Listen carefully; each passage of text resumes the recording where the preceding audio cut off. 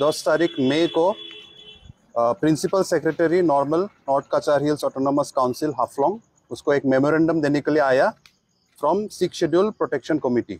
और हम लोग को जो ये मेमोरेंडम दिया है उसका सब्जेक्ट है urgent measure to regulate trading by non locals in Dima Hasao district.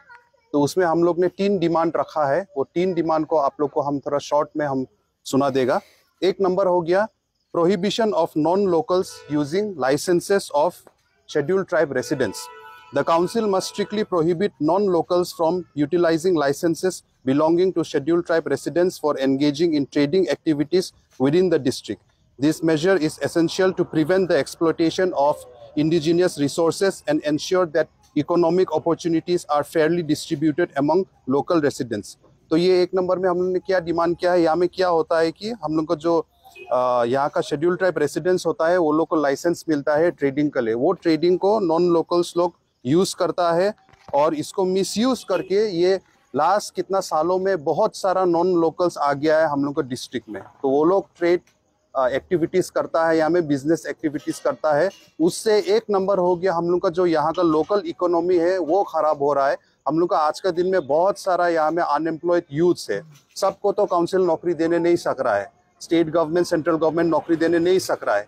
तो वो लोग अभी क्या में जाएगा, वो लोग बिजनेस में अभी जाने लगेगा। लेकिन बिजनेस को जो हम लोग का मार्केट है वो खराब होके है, इसलिए हम लोग का लोकल खुद अपना यहाँ का लोकल यूथ्स लोग बिजनेस में घुसने नहीं सक रहा है, मार्केट में घुसने नहीं सक रहा है। इसलिए हम लोगों ने अभी काउंसिल को बोला है कि अपना जो पावर है, काउंसिल का पावर है और जो पैराग्राफ 10 में जो पावर है जो काउंसिल रेगुलेट करता है यहाँ में जो ट्रेडिंग एक्टिविटीज है, और इसलिए उसको यूज करके प्रोहिबिट करने के लिए non locals using licences of scheduled tribe residents. उसका बात हो गया 2 नंबर पॉइंट। 2 नंबर हो गया closure of businesses owned by non locals without proper documentation.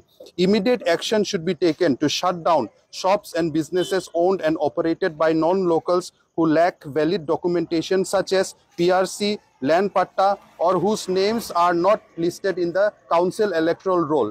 Such establishments contribute to the proliferation of unauthorized trading activities and must be swiftly dealt with to uphold the rule of law.